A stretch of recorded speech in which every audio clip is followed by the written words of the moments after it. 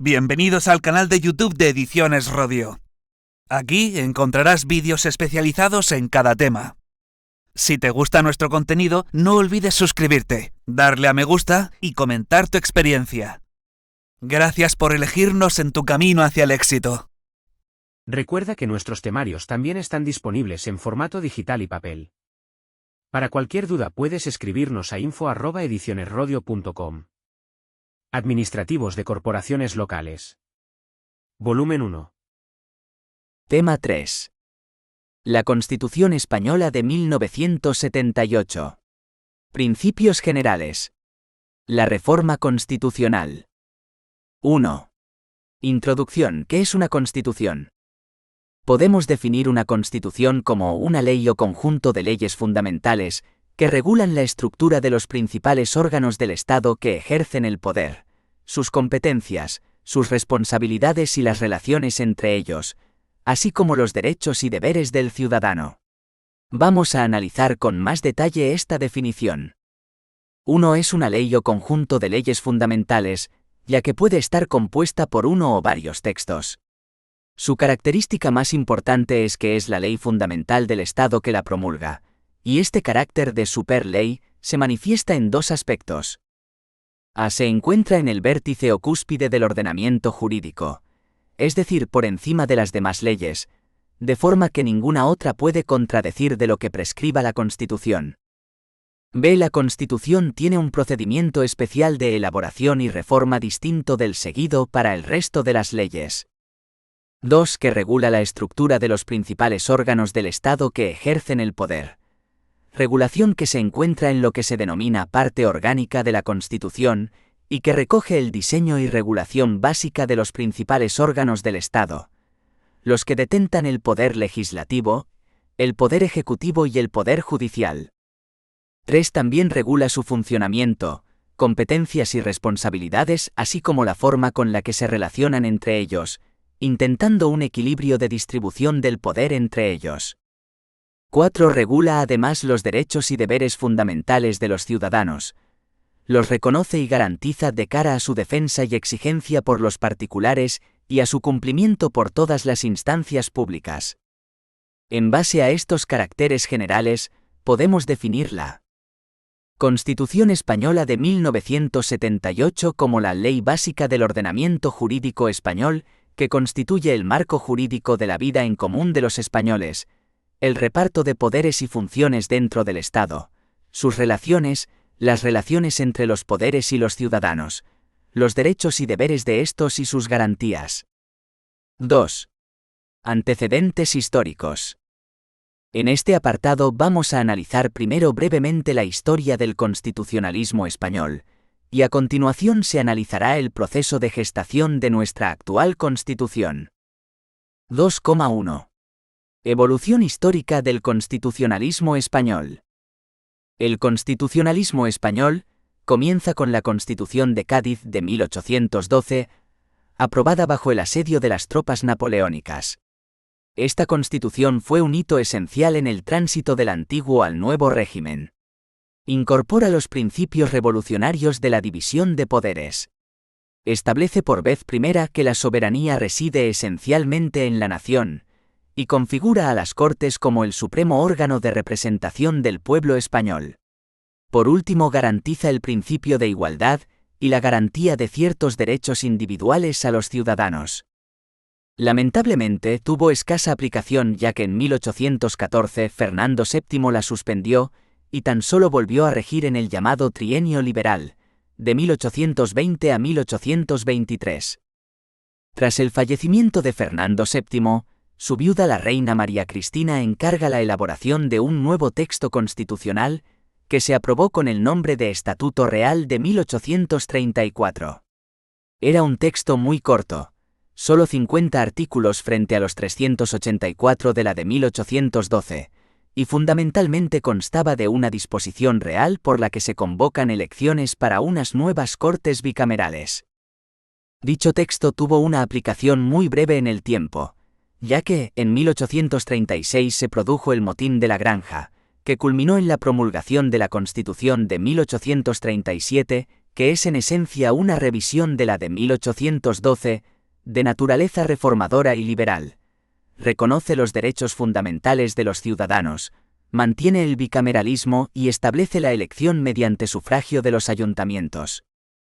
En 1844 los conservadores suben al poder presididos por Narváez, y enseguida plantean modificar la anterior Constitución y promulgar una acorde a sus planteamientos.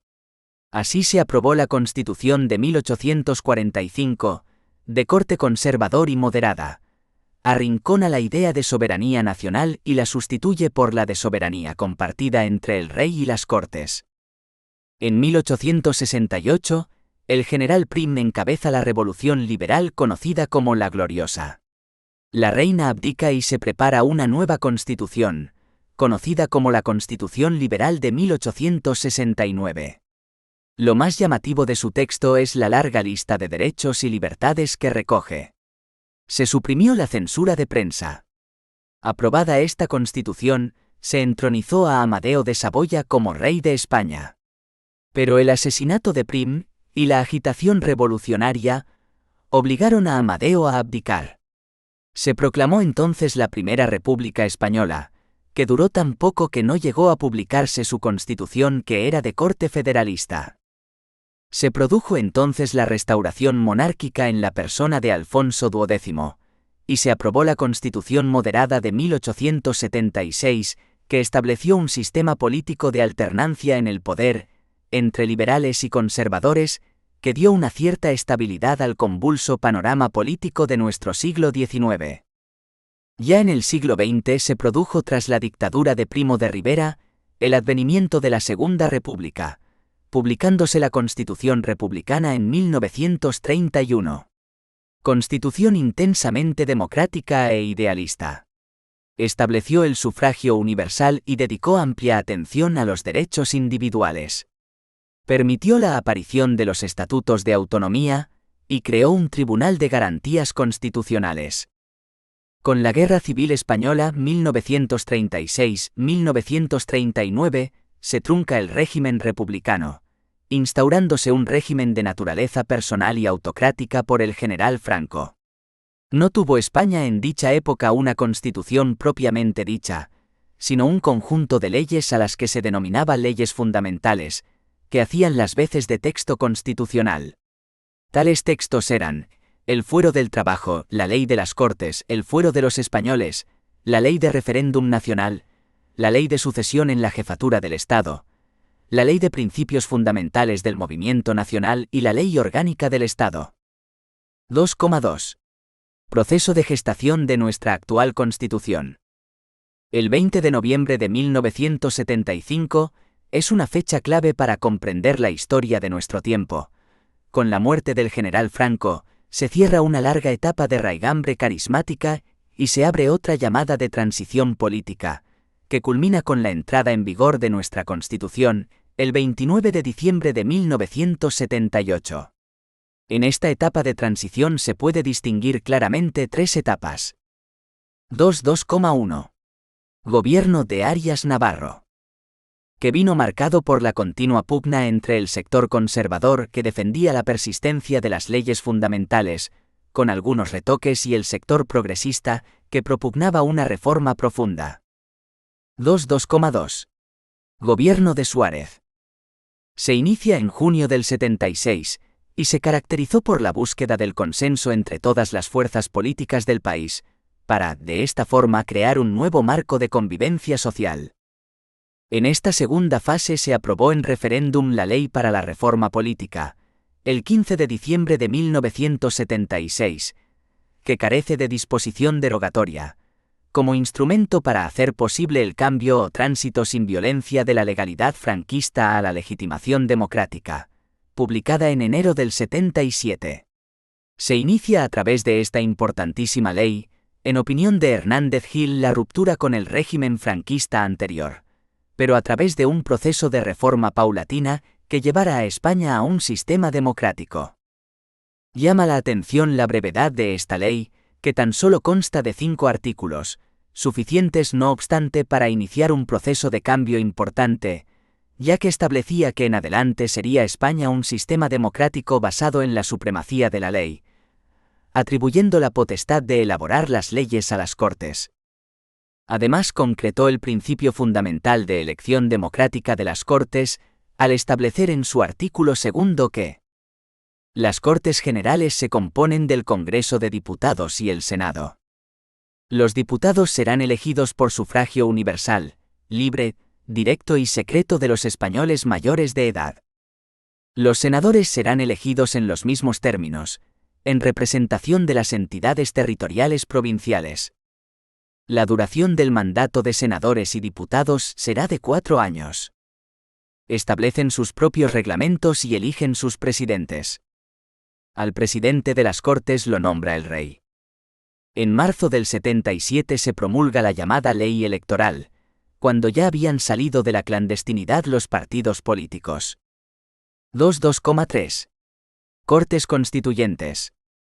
El 15 de junio de 1977 se celebran las primeras elecciones generales democráticas desde la Guerra Civil, de las que surgen las primeras Cortes Democráticas, cuyo objetivo era la redacción de la Constitución. En dichas elecciones generales el electorado español optó por posiciones moderadas, ganando UCD seguida del PSOE. El PCE y Alianza Popular quedaron bastante relegados, y las organizaciones extremistas fueron absolutamente marginales. Las Cortes así elegidas resultaron equilibradas y este hecho tendría un peso decisivo en la estructuración del régimen democrático y en la configuración de las futuras reglas del juego, caracterizada por el consenso, que será la primera y más importante seña de identidad de nuestra Constitución. La situación histórica en la que se desarrolló el proceso constituyente no estuvo exenta de enormes dificultades en un ambiente general de inestabilidad. La profunda crisis económica, el terrorismo estaba en pleno auge, el paro no dejaba de aumentar, y con relativa frecuencia se escuchaba el ruido de sables en los cuarteles. Por eso, y como manifiesta el catedrático de Historia Juan Manzanares, la democracia recién nacida no estaba ni mucho menos asentada, por lo que una acción conjunta y decidida de todas las fuerzas políticas y sociales en su favor resultaba imprescindible. Con este criterio consensual se eligió una ponencia de 7 miembros, a los que luego se llamó Padres de la Constitución, que elaboró el anteproyecto constitucional. El texto resultante fue sometido, sucesivamente a las comisiones y plenos del Congreso y del Senado, en donde se presentaron más de 1000 enmiendas en cada cámara. El texto, una vez enmendado, pasó a ser discutido por una comisión mixta Congreso y Senado, encargada de redactar un proyecto definitivo.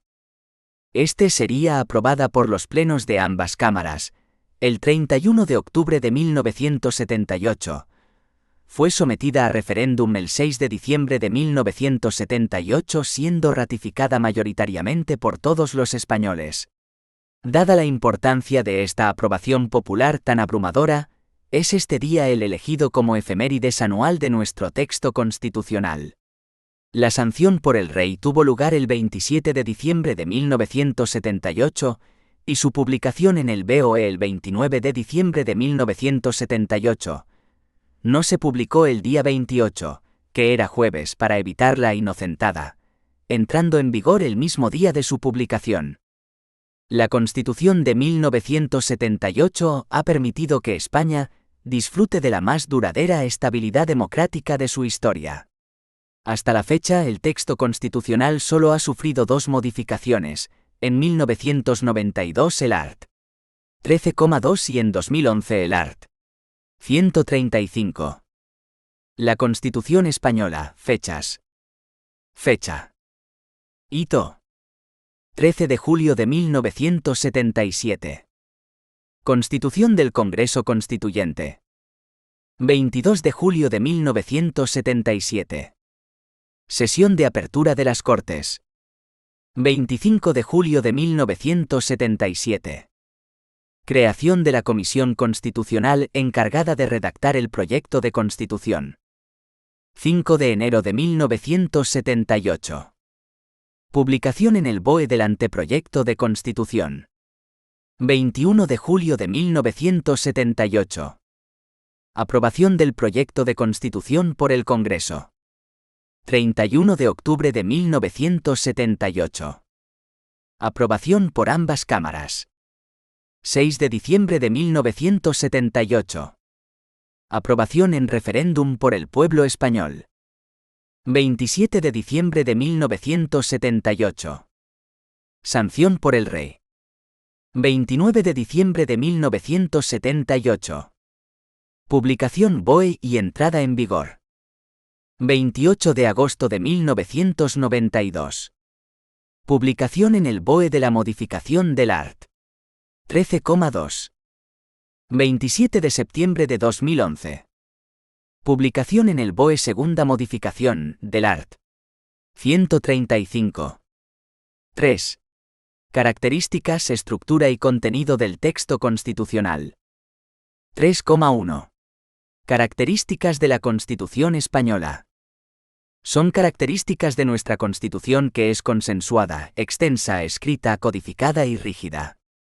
Como hemos visto antes, la característica más importante de nuestra Constitución de 1978 es haber sido una Constitución de consenso entre todas las fuerzas políticas, para poner el énfasis en aquello que les unía a todos y apartar lo que les separaba.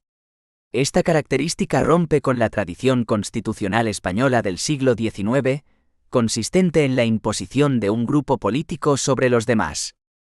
Además, este carácter consensuado ha sido probablemente la razón de su éxito.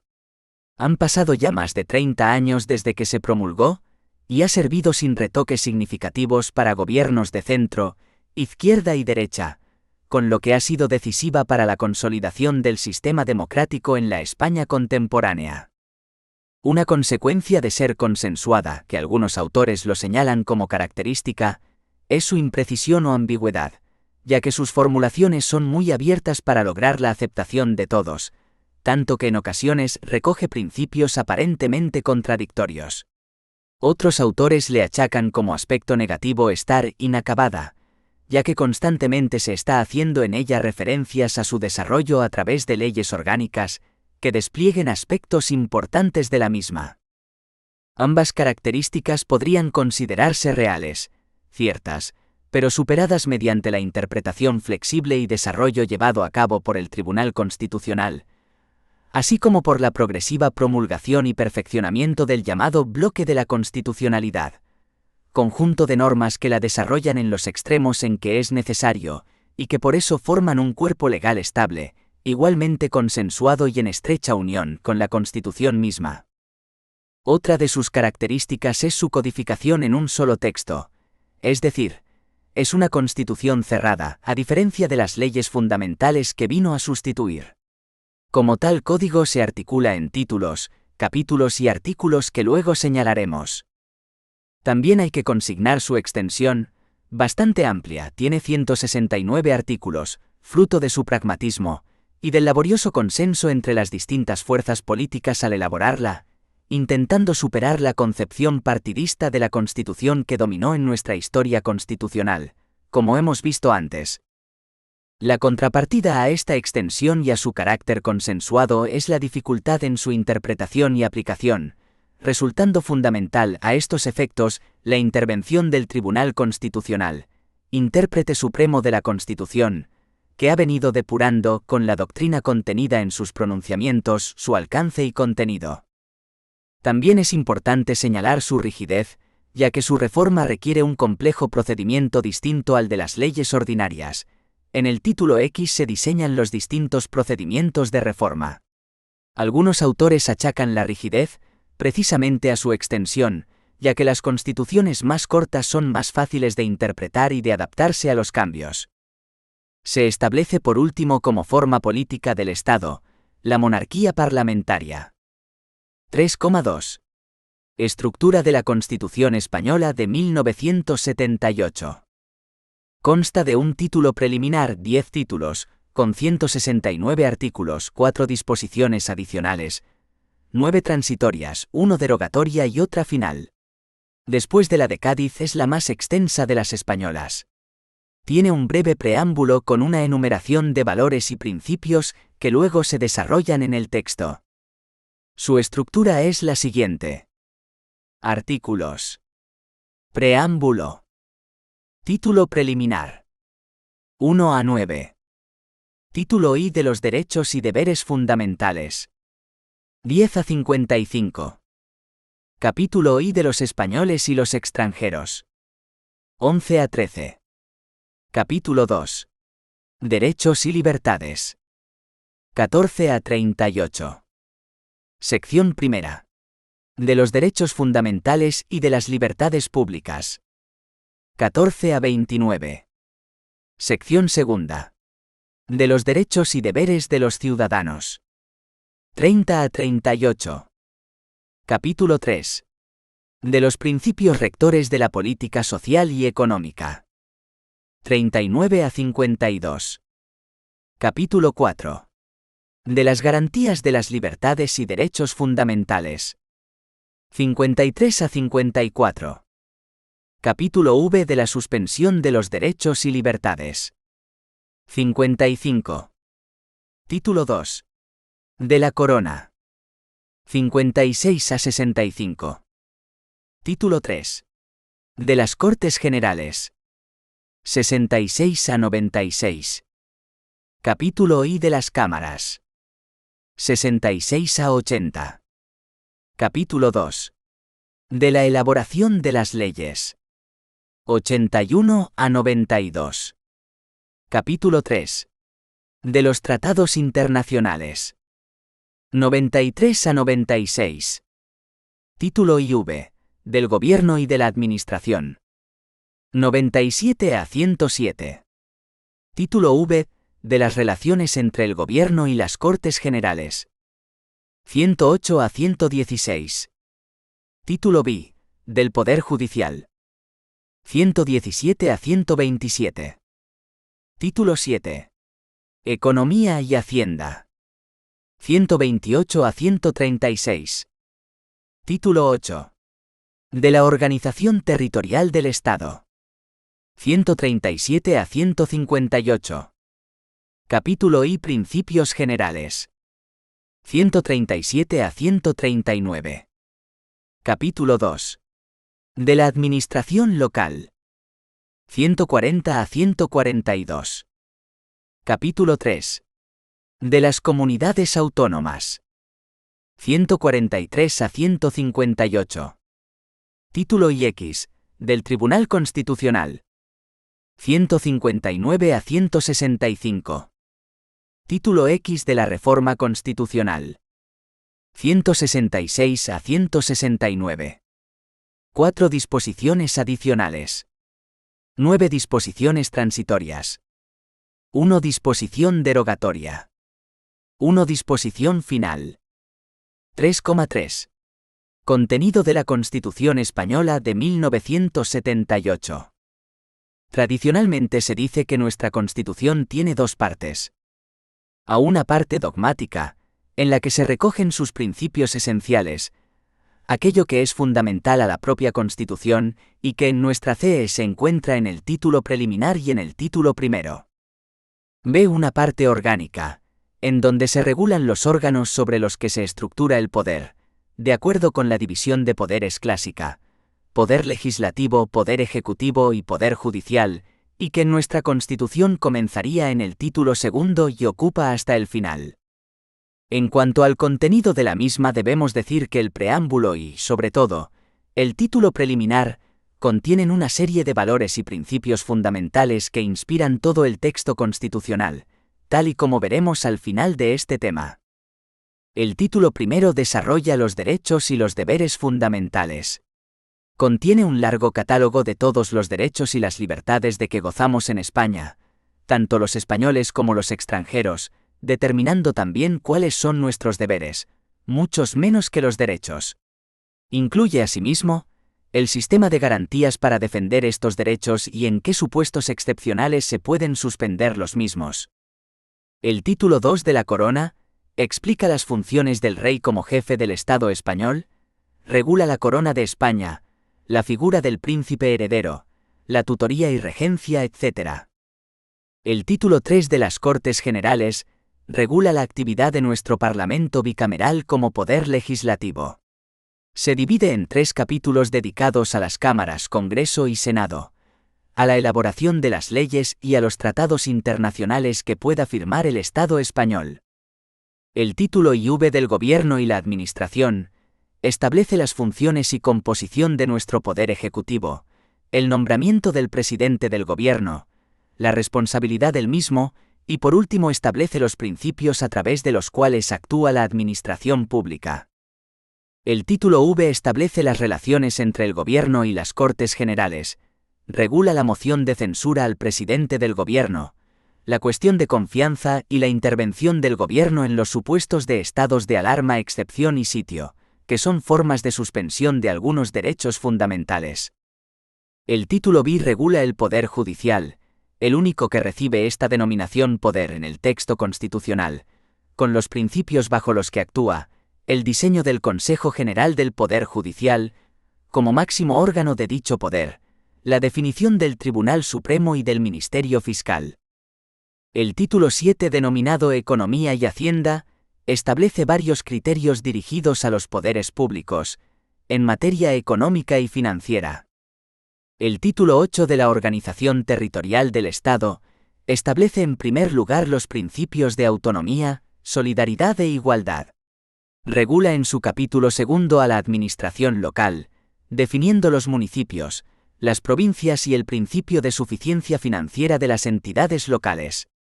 Y por último, en su capítulo 3 desarrolla la compleja regulación de las comunidades autónomas. El título X crea al Tribunal Constitucional como el máximo órgano interpretador de la Constitución. Por último, el título X está dedicado a la reforma de la Constitución. Las disposiciones adicionales y transitorias están dedicadas principalmente a problemas de ordenación territorial.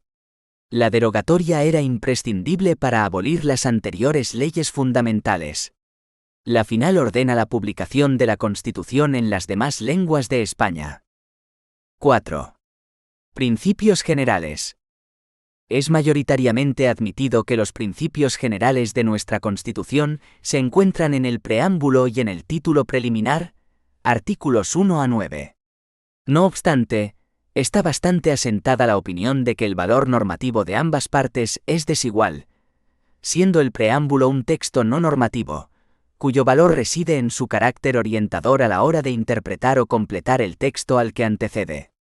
El preámbulo contiene una serie de principios y valores que luego son ampliamente desarrollados en el texto constitucional, y así establece: la nación española, deseando establecer la justicia, la libertad y seguridad y promover el bien de cuantos la integran, en uso de su soberanía, proclama su voluntad de garantizar la convivencia democrática dentro de la Constitución y de las leyes, conforme a un orden económico y social justo.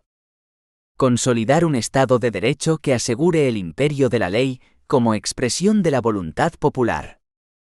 Proteger a todos los españoles y pueblos de España en el ejercicio de los derechos humanos, sus culturas y tradiciones, lenguas e instituciones. Promover el progreso de la cultura y de la economía, para asegurar a todos una digna calidad de vida. Establecer una sociedad democrática avanzada. Colaborar en el fortalecimiento de unas relaciones pacíficas y de eficaz cooperación entre todos los pueblos de la tierra. En consecuencia, las Cortes aprueban y el pueblo español ratifica la siguiente.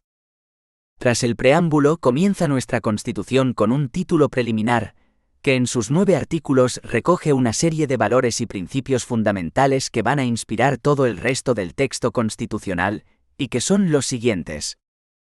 Artículo 1. 1.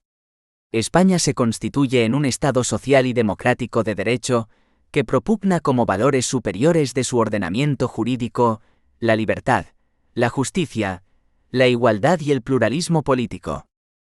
2. La soberanía nacional reside en el pueblo español, del que emanan los poderes del Estado. 3. La forma política del Estado español es la monarquía parlamentaria. En este primer artículo, El poder constituyente recogió la fórmula condensada de la organización jurídico-política de los estados democráticos liberales europeos de la segunda mitad del siglo XX. En ese estado social y democrático de derecho, se reconducen las diferentes corrientes de influencia que han operado sobre los estados liberales europeos del siglo XIX y XX. El Estado de Derecho, con la progresiva ampliación de los ámbitos de sumisión al derecho y la eliminación de los espacios inmunes al mismo, consagrando este proceso como una auténtica cláusula general, apoyada en criterios formales como los principios de legalidad de la administración, división de poderes, supremacía y reserva de ley, protección de los ciudadanos mediante tribunales independientes y responsabilidad del Estado por actos ilícitos, complementados con la garantía y protección de la libertad personal y política. B. El Estado democrático.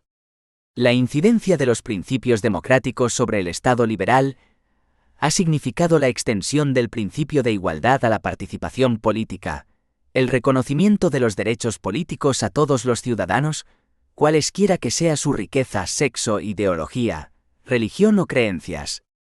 En la conocida fórmula norteamericana, es la forma de gobierno del pueblo pero elegida por el propio pueblo, por todo él sin discriminación. Es también el gobierno de la mayoría pero con respeto de las minorías, que tienen que mantener la posibilidad de llegar a ser mayoría, y que los mandatos políticos sean temporales.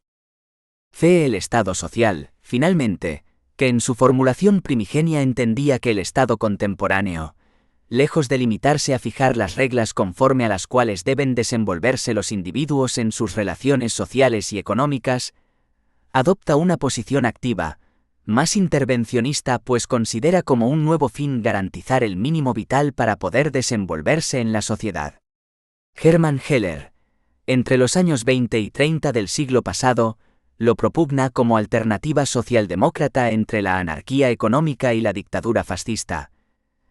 Se trata de no renunciar al Estado de Derecho, sino de dar a éste un contenido económico y social, de realizar en el marco del Estado de Derecho un nuevo orden laboral y de distribución de bienes.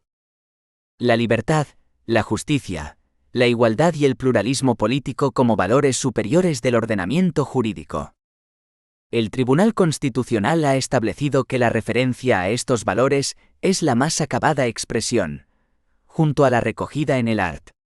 10,1 CE sobre el fundamento del orden político, del contenido material del Estado de Derecho a que nos referíamos. Toda la actuación de los poderes públicos debe dirigirse a la consecución de valores. Nuestro Tribunal Constitucional se ha referido a la Constitución como orden de valores y a la consecuencia inmediata de que su interpretación tenga un carácter teleológico, destinado a garantizar esos valores. La libertad como valor superior se proyecta en su dimensión política pero también en su más amplia y comprensiva de libertad personal. La justicia es uno de los principios cardinales de nuestro Estado de Derecho, y en este concepto debe entenderse incluido el reproche de la arbitrariedad. Pero no es un valor ajeno y contrario al ordenamiento positivo que permita sacrificar otra norma constitucional en aras de una justicia material, ni que pueda identificarse unilateralmente con particulares modos de entender lo justo. La igualdad es un valor preeminente de nuestro ordenamiento jurídico, que debe colocarse en un puesto central, que se proyecta con una eficacia trascendente de modo que toda situación de desigualdad persistente a la entrada en vigor de la Constitución deviene incompatible con el orden de valores que la Constitución proclama. El pluralismo político como valor superior del ordenamiento permite contemplar en el marco de la Constitución diversas soluciones legales, permite una libertad al legislador para apreciar la oportunidad o conveniencia de modificaciones, justifica que una misma corriente ideológica pueda tener diversas expresiones políticas que lleven a denominaciones parcialmente coincidentes, pero también impide discriminaciones en el seno de las instituciones. Artículo 2. La Constitución se fundamenta en la indisoluble unidad de la nación española, patria común e indivisible de todos los españoles, y reconoce y garantiza el derecho a la autonomía de las nacionalidades y regiones que la integran y la solidaridad entre todas ellas. Tres son los principios jurídicos superiores que se constitucionalizan en este precepto: unidad nacional, autonomía de nacionalidades y regiones y solidaridad de todas ellas. En el debate constituyente se quiso reforzar cada sustantivo con calificativos que no admitieran dudas: unidad indisoluble, nación española y patria común e indivisible. El implícito reconocimiento de la preexistencia de España como realidad política y social anterior al proceso de refundación constituyente tiene aquí su refuerzo: la unidad nacional como fundamento de la Constitución. La unidad nacional se traduce en una organización, el Estado, para todo el territorio nacional. El Estado, por eso, queda colocado en una posición de superioridad tanto en relación a las comunidades autónomas como a los entes locales. El constituyente optó también por un Estado compuesto, con una acusada descentralización política, mediante el conocimiento del derecho a la autonomía de sus nacionalidades y regiones, lo que doctrinalmente se ha denominado Estado autonómico. El título 8 de la Constitución lo concreta de acuerdo con unos principios dispositivos que permiten que el régimen autonómico se adecue en cada caso a las peculiaridades y características de esas regiones y nacionalidades. La solidaridad es el corolario de la autonomía, pues ésta no se garantiza por la Constitución para incidir de forma negativa sobre los intereses generales de la nación o sobre intereses generales distintos de los de la propia entidad. El TC se ha referido así a un deber de auxilio recíproco, de recíproco apoyo y mutua lealtad, concreción, a su vez, del más amplio deber de fidelidad a la Constitución. Esta lealtad constitucional, que el TC ve encarnada en este principio, obliga a todos, incluido el Estado. Artículo 3. 1. El castellano es la lengua español oficial del Estado. Todos los españoles tienen el deber de conocerla y el derecho a usarla. 2. Las demás lenguas españolas serán también oficiales en las respectivas comunidades autónomas de acuerdo con sus estatutos. 3. La riqueza de las distintas modalidades lingüísticas de España es un patrimonio cultural que será objeto de especial respeto y protección. Básicamente, el Tribunal Constitucional ha declarado que el castellano es medio de comunicación normal de los poderes públicos y ante ellos en el conjunto del Estado español. Solo del castellano se establece constitucionalmente un deber individualizado de conocimiento, y con él la presunción de que todos los españoles lo conocen. La cooficialidad de las demás lenguas españolas lo es con respecto a todos los poderes públicos radicados en el territorio autonómico, sin exclusión de los órganos dependientes de la Administración central y de otras instituciones estatales en sentido estricto. En los territorios dotados de un estatuto de cooficialidad lingüística, el uso de los particulares de cualquier lengua oficial tiene efectivamente plena validez jurídica en las relaciones que mantengan con cualquier poder público radicado en dicho territorio, siendo el derecho de las personas al uso de una lengua oficial un derecho fundado en la Constitución y el respectivo Estatuto de Autonomía. Artículo 4. 1. La bandera de España está formada por 3 franjas horizontales, roja, amarilla y roja, siendo la amarilla de doble anchura que cada una de las rojas. 2. Los estatutos podrán reconocer banderas y enseñas propias de las comunidades autónomas. Estas se utilizarán junto a la bandera de España en sus edificios públicos y sus actos oficiales. Como es sabido, la regulación de estos símbolos bandera, escudo e himno recoge y actualiza antiguas tradiciones de la monarquía española. Así, el origen de la bandera bicolor se remonta a Carlos III, el escudo a los Reyes Católicos y el himno procede de un toque militar conocido como Marcha Granadera. Artículo 5. La capital del Estado es la Villa de Madrid. La idea de capitalidad, como es conocido, hace referencia a la población donde se localizan las sedes de las instituciones supremas de la comunidad política. Madrid es la capital del Reino de España desde que Felipe II fija la corte en esta ciudad, en 1561. Aunque se han dado algunos intervalos cortos en que ha dejado de serlo. Artículo 6. Los partidos políticos expresan el pluralismo político, concurren a la formación y manifestación de la voluntad popular y son instrumento fundamental para la participación política. Su creación y el ejercicio de su actividad son libres dentro del respeto a la Constitución y a la ley. Su estructura interna y funcionamiento deberán ser democráticos. Es consustancial al Estado democrático y al pluralismo político ya consagrados en el artículo 1c, es el reconocimiento de los partidos políticos como eje esencial de la participación de los ciudadanos en los asuntos públicos. Más comprensible es su inclusión como un principio general, en el título preliminar si tenemos en cuenta la historia anterior a la Constitución, es decir, si tenemos presente que proveníamos de un régimen con partido único que penalizaba la afiliación a cualquier otro. La CE asigna a los partidos políticos tres funciones fundamentales: a. Expresar el pluralismo político, el pluralismo de la sociedad, sus diversas opiniones y creencias en cada momento. b. Concurrir a la formación y manifestación de la voluntad popular, a través de los procesos electorales periódicos, cada 4 años, mediante un sistema electoral que garantice el sufragio o derecho a voto de los ciudadanos de carácter universal, libre, igual, directo y secreto. Y c. Ser instrumento fundamental para la participación política de los ciudadanos en la gestión de los asuntos públicos. Exige este art. 6. Que su estructura interna y funcionamiento deban ser democráticos, como el siguiente artículo hace para los sindicatos y las asociaciones empresariales. Artículo 7. Los sindicatos de trabajadores y las asociaciones empresariales contribuyen a la defensa y promoción de los intereses económicos y sociales que les son propios. Su creación y el ejercicio de su actividad son libres dentro del respeto a la Constitución y a la ley. Su estructura interna y funcionamiento deberán ser democráticos.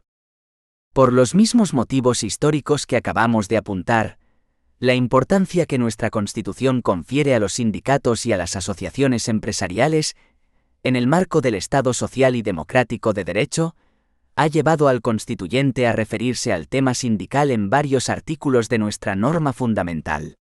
Dentro del título preliminar, este artículo 7c consagra su papel como organizaciones básicas para la defensa y promoción de los intereses económicos y sociales. Por otro lado, en relación a la exégesis y contenido del art. 7ce, podemos señalar las siguientes características del precepto comentado. 1. Situar, en primer lugar, a los sindicatos de trabajadores y las asociaciones empresariales como importantes pilares dentro del Estado social y democrático de derecho, al ocupar un papel de organismos básicos en el sistema político. En efecto, el sindicato se muestra como sujeto político capaz de procurar con su acción reivindicativa una transformación en las relaciones de poder, en la empresa y en la sociedad. Su constitucionalización tendrá importantes consecuencias jurídicas y sociales. 2. En segundo lugar, otra importante característica definidora de la formalización de sindicatos y organizaciones empresariales consagradas en el art. 7ce, es la función que les asigna el texto constitucional de defensa y promoción de los intereses económicos y sociales que les son propios. Definido de esta forma, la libertad sindical comprendería un doble plano. Desde una vertiente individual, implica el derecho de los trabajadores a fundar sindicatos y afiliarse al de su elección, STC 73/1984, o de permanecer al margen y no ser obligado a afiliarse a un sindicato, STC 12/1983. Desde el punto de vista colectivo, la libertad sindical consiste en el derecho de los sindicatos al libre ejercicio de su actividad, tanto en su faceta de defensa y promoción de los intereses económicos que les son propios, como, en general, en la defensa y promoción de los intereses de los trabajadores. Artículo 8. 1. Las Fuerzas Armadas constituidas por el Ejército de Tierra, la Armada y el Ejército del Aire, tienen como misión garantizar la soberanía e independencia de España, defender su integridad territorial y el ordenamiento constitucional. 2. Una ley orgánica regulará las bases de la organización militar conforme a los principios de la presente Constitución. Las Fuerzas Armadas, con su sola existencia disuasoria y con sus funciones, garantizan la soberanía y la independencia de España, función tradicional que debe entenderse como una actuación externa que busca asegurar la propia existencia del Estado frente a terceros.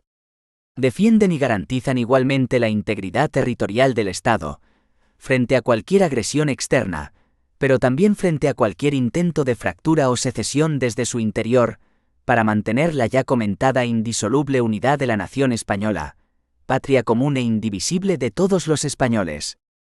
Las Fuerzas Armadas garantizan el orden constitucional en los estados de alarma, excepción y sitio, ejerciendo una competencia que está configurada de forma excepcional, reglada y sometida a las decisiones institucionales de las Cortes Generales y sobre todo del Gobierno, a cuyo mando real y efectivo se someten puesto que lo dispuesto respecto al rey en el art.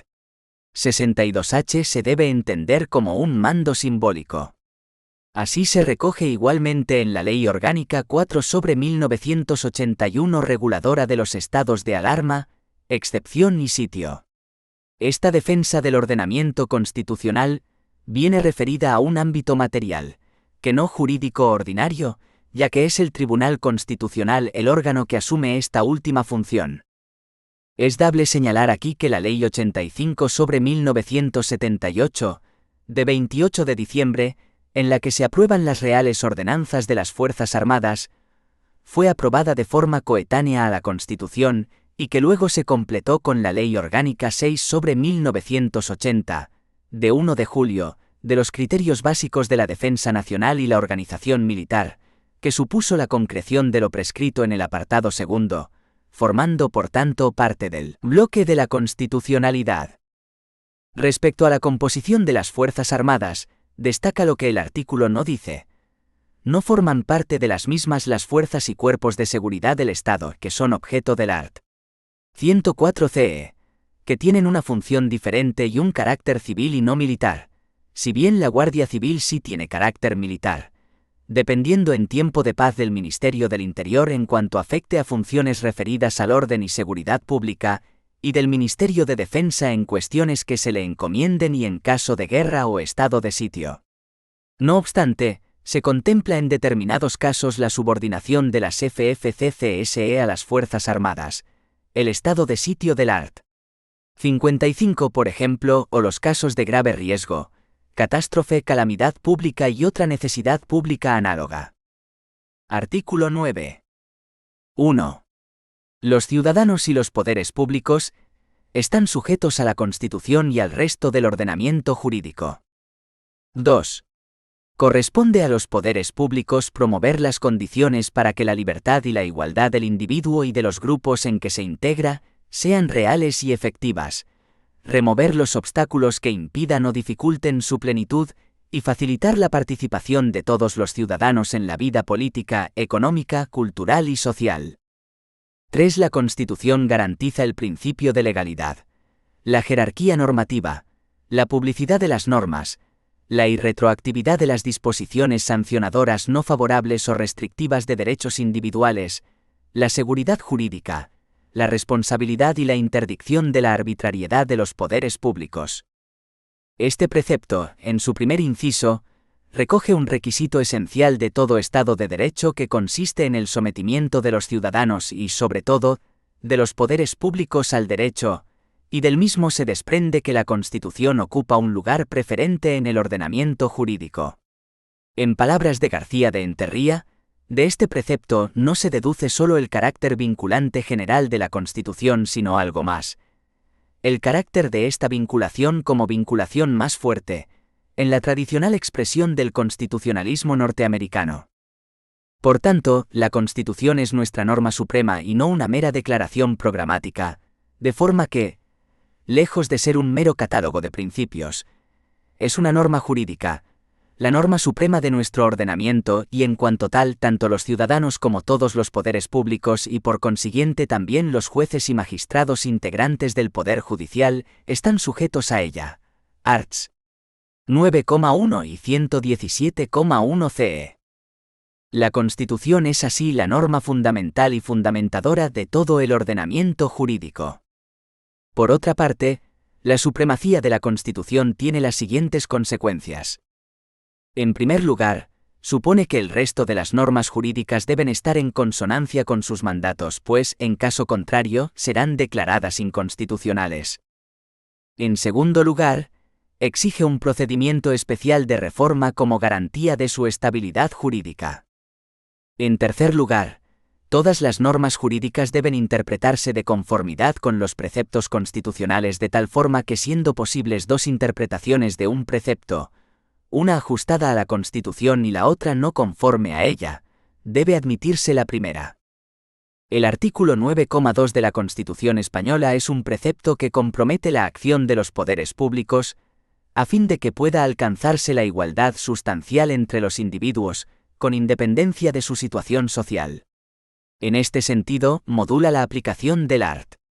14 CE, en el sentido, por ejemplo, de que no deberían reputarse discriminatorias ni constitucionalmente prohibidas las disposiciones de los poderes públicos que contengan medidas de discriminación positiva en beneficio de determinados colectivos, históricamente preteridos y marginados, a fin de que, mediante un trato especial más favorable, vean suavizada o compensada su situación de desigualdad sustancial, si bien llevado esto a su efectividad provoca no pocos conflictos, no siendo un tema pacífico. El artículo 9,3 recoge en una sola frase una serie de principios constitucionales de vital importancia. El principio de legalidad.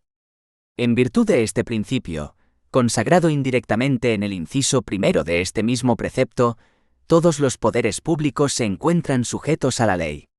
Asimismo, es una consecuencia de lo que se expresa en el preámbulo como finalidad de la Constitución: consolidar un Estado de Derecho que asegura el imperio de la ley como expresión de la voluntad popular.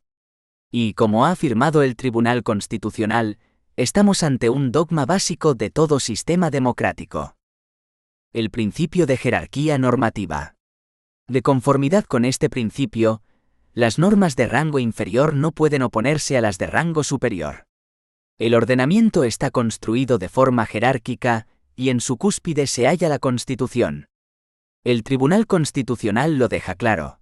La estricta aplicación del principio de jerarquía permitiría al juez resolver el dilema en que lo situaría la eventual contradicción entre la Constitución y la ley, con la simple aplicación de esta, pero ello hubiera implicado someter la obra del legislador al criterio tal vez diverso de un elevado número de órganos judiciales, de donde podría resultar, entre otras cosas, un alto grado de inseguridad jurídica. El constituyente ha preferido, para evitarlo, sustraer al juez ordinario la posibilidad de inaplicar la ley que emana del legislador constituido, aunque no la de cuestionar su constitucionalidad ante este tribunal, que en cierto sentido es así, no solo defensor de la Constitución, sino defensor también de la ley. Este principio juega igualmente entre normas de distinto rango, en aras de la misma seguridad jurídica y de la coherencia interna del sistema normativo. El principio de publicidad de las normas. El Tribunal Constitucional se ha referido a este principio en los términos siguientes: la Constitución, en su artículo 9,3, garantiza el principio de la publicidad de las normas.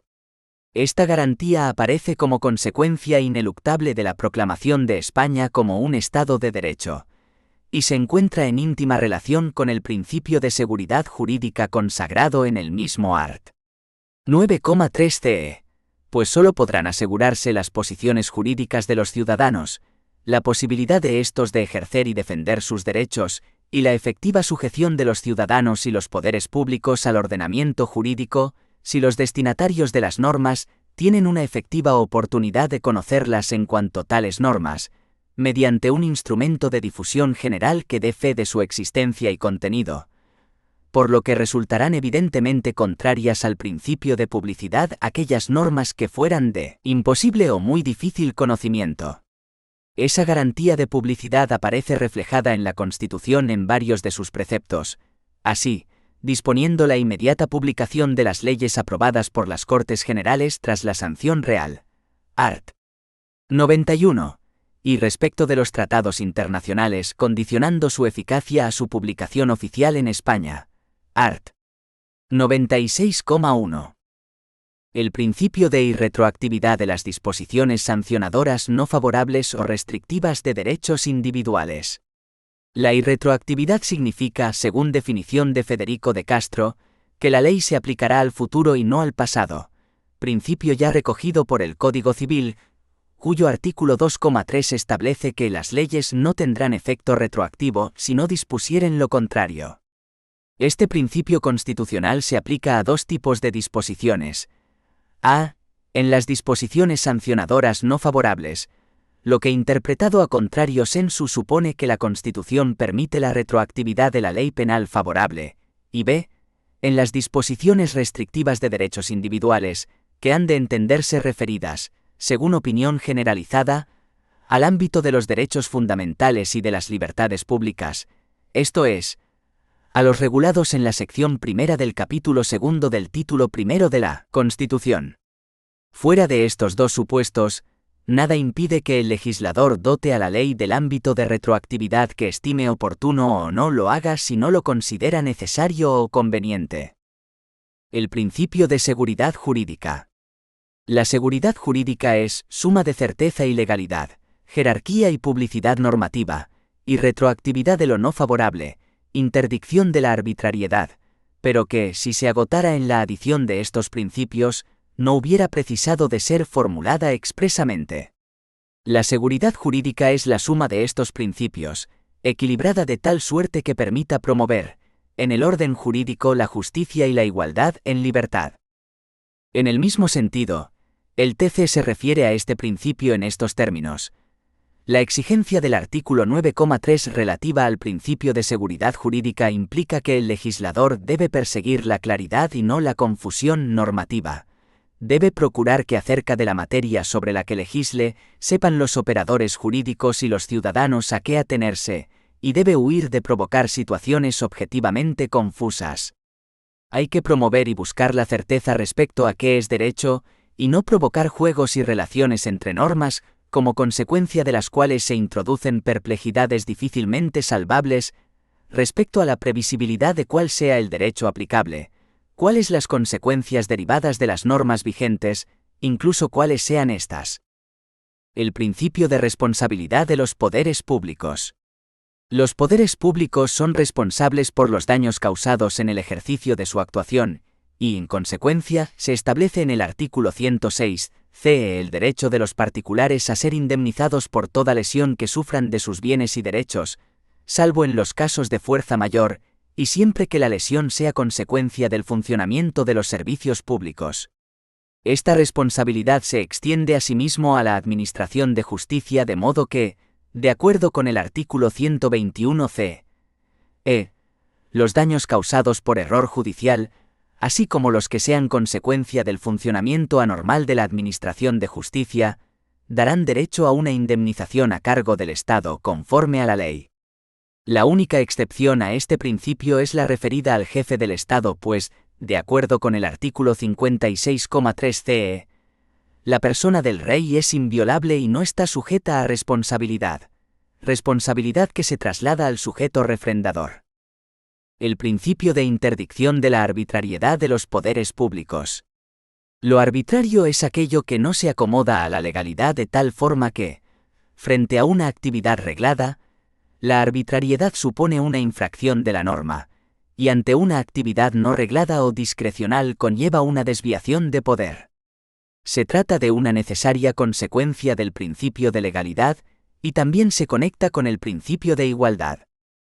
Así, el Tribunal Constitucional se ha manifestado en el sentido de que el derecho a la igualdad en la aplicación de la ley, protegido por el artículo 14 CE, y conectado con el principio de interdicción de la arbitrariedad de los poderes públicos que consagra el artículo 9,3 CE, significa, en relación con el ejercicio de la potestad jurisdiccional, que un mismo juez o tribunal no puede modificar el sentido de sus decisiones adoptadas con anterioridad en casos sustancialmente idénticos, a no ser que se aparte conscientemente de él, ofreciendo una fundamentación suficiente y razonable que motive el cambio de criterio o, en ausencia de tal motivación expresa, resulte patente que la diferencia de trato tiene su fundamento en un efectivo cambio de criterio por desprenderse así de la propia resolución judicial, o por existir otros elementos de juicio externo que así lo indiquen.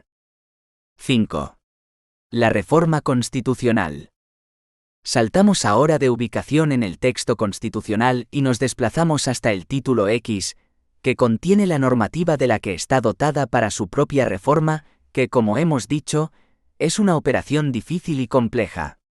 No obstante, hay gradaciones en esa complejidad como ahora veremos. En cuanto a la iniciativa para la reforma de la Constitución, el art. 166 establece. Art. 166. La iniciativa de reforma constitucional se ejercerá en los términos previstos en los apartados 1 y 2 del artículo 87.